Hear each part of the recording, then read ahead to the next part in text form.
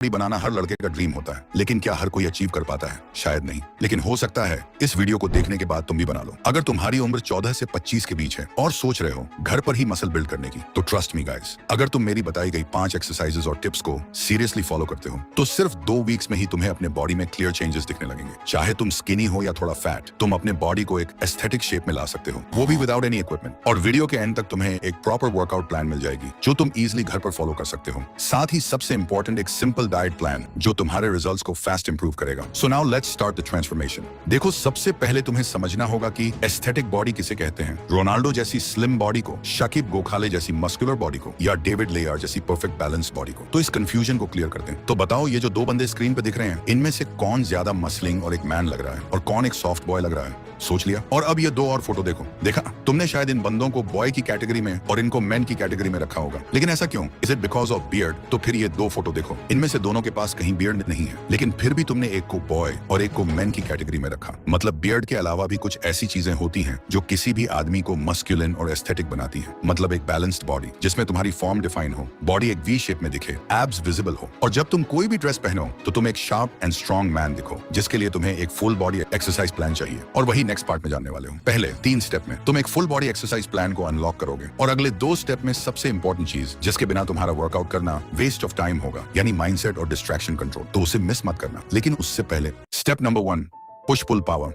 देखो, भरे arms, wide chest, strong shoulders और परफेक्ट ट्राइसेप्स, ये सब एक एस्थेटिक फिजिक बनाने में बहुत बड़ा रोल प्ले करते हैं। लेकिन इसके लिए तुम्हें क्लियरली पता होना चाहिए कि कौन सी एक्सरसाइज बॉडी के किस पार्ट को बिल्ड करती है। सबसे पहले आता है पुशअप्स। एक बेसिक लेकिन सुपर इफेक्टिव एक्सरसाइज है। पुशअप्स से तुम्हारी चेस्ट शेप बनेगी, आर्म्स स्ट्रैंग होंगे और कोर भी टाइट होगा। अगर तुम बिगिनर हो तो नी पुशअप्स से स्टार्ट करो। थोड़ा कॉन्फिडेंस आने के बाद नॉर्मल पुशअप्स पे शिफ्ट करना। स्टार्ट विद 5, फिर 10, फिर जितना हो सके उतने रेप्स, लेकिन फॉर्म परफेक्ट होनी चाहिए। फिर आता है इंक्लाइन पुशअप्स। इसको तुम किसी टेबल, बेड या वॉल के सहारे कर सकते हो। इससे अपर चेस्ट और शोल्डर्स और अच्छे से एक्टिवेट होते हैं। Slow and controlled movement. And last, diamond pushups. हाथ को ग्राउंड पर डायमंड शेप में रखो। ये एक्सरसाइज इनर चेस्ट और ट्राइसेप्स को टारगेट करती है। थोड़ा टफ होता है बट रिजल्ट स्ट्रॉन्ग देता है। 3 सेट्स ट्राई करो स्लो कंट्रोल के साथ। अब बात करते हैं थोड़ी पुल मूवमेंट की। घर पर बिना पुल अप बार के थोड़ा टफ होता है, लेकिन डोंट वरी, एक सिंपल सोल्यूशन है, डोरवे रोज। एक स्ट्रॉन्ग टॉवल को डोर के दोनों हैंडल्स में फंसा के तुम इजी रोज कर सकते हो। इससे तुम्हारे बैक और बाइसेप्स टारगेट होंगे। और अगर टॉवल या हैंडल सेटअप नहीं है तो रिवर्स टेबल डिप्स ट्राई करो। इससे ट्राइसेप्स और अपर बैक दोनों एक्टिव होते हैं। ओवरऑल पुश एंड पुल दोनों टाइप की एक्सरसाइजेस को बैलेंस करना इंपॉर्टेंट है, ताकि बॉडी प्रोपोर्शन मेंटेन रहे और तुम्हारा upper body look well defined लगे। स्टेप नंबर 2,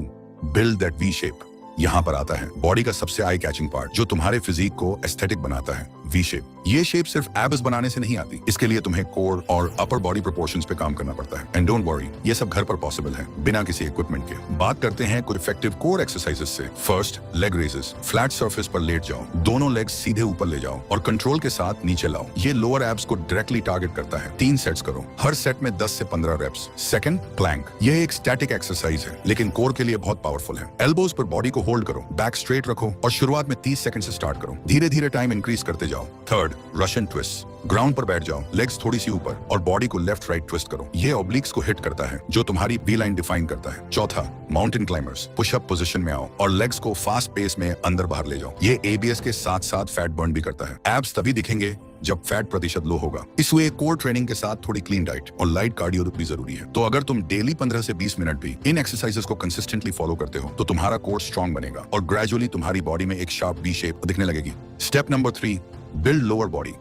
अब बात करते हैं लोअर बॉडी की, जो अक्सर लोग स्किप कर देते हैं। लेकिन स्ट्रॉन्ग लेग्स के बिना तुम्हारा बॉडी कंप्लीट ही नहीं होती। लोअर बॉडी तुम्हें पावर, स्टेबिलिटी, बैलेंस सब बनाता है। इसलिए तुम्हें चाहिए कुछ effective lower body workouts. Body weight squats. Feet को शोल्डर विड्थ पर रखो, पीछे की तरफ हिप्स ले जाओ जैसे चेयर पर बैठ रहे हो और फिर वापस ऊपर आओ। ये एक्सरसाइज तुम्हारे क्वाड्स, ग्लूट्स और काव्स पे काम करती है। 3 सेट्स 15 रेप्स। दूसरा, लंजेस। एक पैर आगे ले जाओ, नीचे झुकते हुए बॉडी को डिप करो, फिर वापस आओ, फिर दूसरे पैर से रिपीट करो। इससे लेग्स के साथ साथ बैलेंस एंड कोर स्टेबिलिटी भी इंप्रूव होती है। Third, wall sit. बैक को वॉल के साथ लगाकर सिटिंग पोजीशन में आओ और इस पोजीशन को होल्ड करो 30 से 60 सेकंड तक। ये सिंपल लगता है पर तुम्हारे थाइज बर्न करेंगे। And last, calf raises. सीधे खड़े हो जाओ, पैरों की उंगलियों पर ऊपर उठना है और फिर नीचे आना है। ये तुम्हारे काव्स को शेप और स्ट्रेंथ देता है। 3 सेट 20 रेप्स। ये सारी एक्सरसाइज तुम्हारा पोस्चर, एंड्योरेंस और फैट लॉस के लिए हेल्पफुल होगा। तुम एक कंप्लीट एस्थेटिक बॉडी अचीव कर लोगे। Step number 4, recovery diet.